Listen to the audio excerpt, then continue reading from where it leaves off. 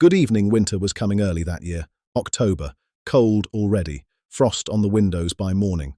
And across Britain, 20 million pensioners were doing the same calculation. Heat or eat. Because Rachel Reeves had just announced her first budget.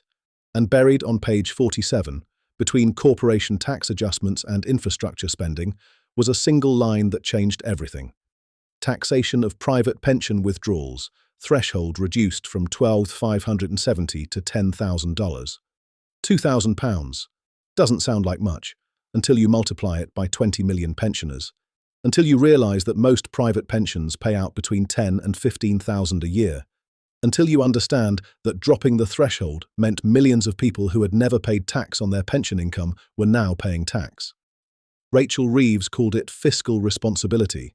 Jeremy Clarkson called it something else. The budget was announced on a Wednesday. By Thursday morning, pensioner groups were calculating the impact.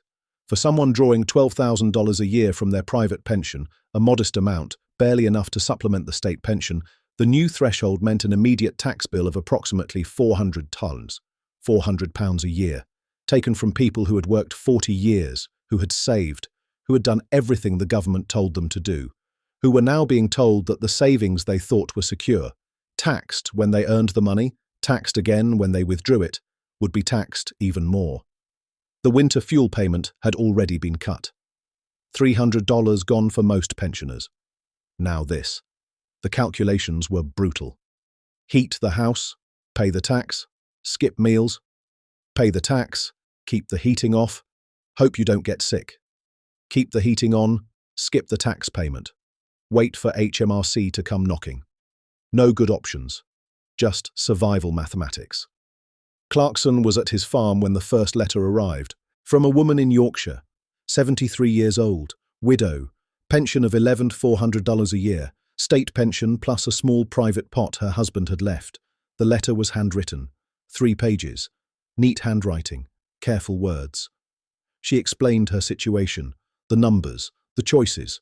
She wasn't asking for help, wasn't complaining, just wanted someone to know. The last paragraph stayed with him. I worked as a nurse for 42 years. My husband was a mechanic. We saved every month. We did what we were supposed to do.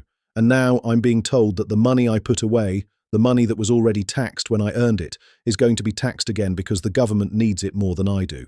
I'm not angry. I'm just tired and cold. Clarkson read it twice. Then the second letter arrived. Then the third. Then 20 more. All the same story. Different numbers. Same desperation. He started making calls. The first call was to an accountant who specialised in pension taxation. Walk me through this, Clarkson said. Reeves drops the threshold. What does that actually mean? The accountant pulled up the numbers. Current threshold is $12,570. That's the personal allowance, the amount you can earn tax-free each year. If you're drawing a private pension and it's below that amount, you pay no income tax on it. And Reeves dropped it to $10,000. Correct, which means anyone drawing more than $10,000 from their private pension now pays tax on everything above that threshold, at 20%. How many people does that affect? A pause. Approximately 4.2 million pensioners. Clarkson wrote that down. And how much does that raise for the Treasury? First year, about 840 million. So she's taking nearly £1 billion from pensioners. That's one way to describe it. What's another way? The accountant was quiet for a moment. Honestly, I'd call it a stealth raid. She buried it in the budget, didn't announce it, didn't explain it, just slipped it in and hoped nobody would notice until the tax bills arrived. When do the tax bills arrive? January, right after Christmas. Clarkson thanked him and hung up. Then he called his researcher. I need everything, he said. Every speech Reeves has given about pensions. Every promise Labour made about protecting pensioners during the campaign. Every statement about not raising taxes on working people. All of it. What are you looking for? Lies. The promises were easy to find. May 2024. Labour Campaign Manifesto. Page 17. We will not raise taxes on working people. We will protect pensioners. We will ensure that those who have worked hard and saved responsibly are treated with dignity. July 2024. Rachel Reeves on BBC Question Time. Let me be absolutely clear. Labour will not raid your pensions. We will not penalise people for doing the right thing and saving for their future.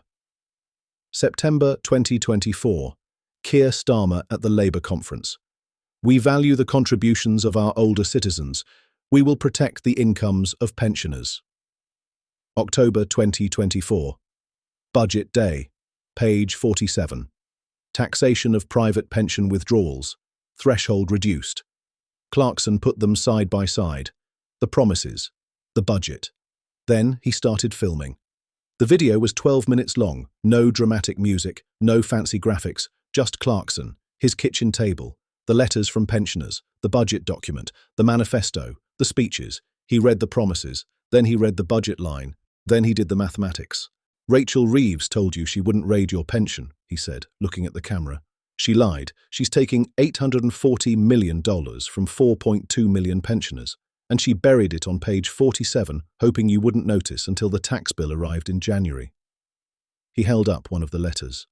This woman worked as a nurse for 42 years. She saved, she did everything right, and now she's choosing between heating and eating because Rachel Reeves needs $840 million. He set the letter down. I want to know something. Rachel Reeves stands in Parliament and talks about tough choices, about fiscal responsibility, about balancing the books. So here's my question. Why is balancing the books always done on the backs of people who can't fight back? He leaned forward. Pensioners didn't crash the economy. Pensioners didn't create the deficit. Pensioners worked, paid taxes, saved. And now they're being told, again, that they need to pay more. The video ended with a direct challenge. Rachel Reeves, come on my show, sit across from me, and explain to the pensioners of Britain why you think it's fair to tax their savings twice. I'll give you as much time as you need, but you have to answer the question. The video went up on a Thursday evening. By Friday morning, it had 8 million views. By Friday afternoon, Rachel Reeves' office had issued a statement. The statement was 3 paragraphs. It said the threshold change was necessary to ensure fiscal sustainability. It said the government remained committed to supporting pensioners. It said difficult decisions had to be made in the national interest. It did not address the broken promises. It did not explain why pensioners were targeted. It did not accept Clarkson's invitation. The pensioner groups noticed. So did the media. So did 63 Labour MPs who started receiving letters from constituents asking the same question Clarkson had asked. Why us? But Clarkson wasn't finished. Because while he'd been reading letters and filming videos, his researcher had found something else. A document. Not classified. Not secret. Just overlooked. A Treasury analysis. Produced 6 months before the budget. Marked for internal discussion only but technically public through a Freedom of Information request that had been filed and forgotten. The analysis modelled different options for raising revenue. Option 1. Increase corporation tax. Projected revenue, $2.1 billion. Political risk, high. Option 2. Reduce pension tax threshold. Projected revenue, $840 million. Political risk, medium. Option 3. Wealth tax on assets over $10 million. Projected revenue, $3.4 billion. Political risk, very high. The document recommended option 2, not because it raised the most money, because it had the lowest political risk. Translation. Pensioners don't fight back as hard as corporations or billionaires. Clarkson read that line 3 times. Then he called Reeves's office again. I have a Treasury document, he said. It says you chose to tax pensioners because they're politically easier to target than corporations or the wealthy. I'm going to publish it in 48 hours. If the Chancellor wants to respond, she has until then. The line went quiet. We'll get back to you. They didn't. 48 hours later, Clarkson published the document. The reaction was immediate. Pensioner advocacy groups called for Reeves's resignation. Conservative MPs tabled an emergency debate. 63 became 87 Labour MPs receiving angry letters. And on a Monday morning, Rachel Reeves was summoned to face the Treasury Select Committee. The committee chair opened with the question everyone wanted answered. Chancellor, you had 3 options for raising revenue: corporation tax, wealth tax, pension tax threshold. You chose the pension tax. The Treasury analysis says you chose it because pensioners pose the lowest political risk. Is that accurate? Reeves had prepared for this, had legal advisors, had communication staff, had spent the weekend rehearsing answers. She delivered the first one. The government considered multiple options. We chose the approach that balanced revenue needs with economic impact. That doesn't answer my question.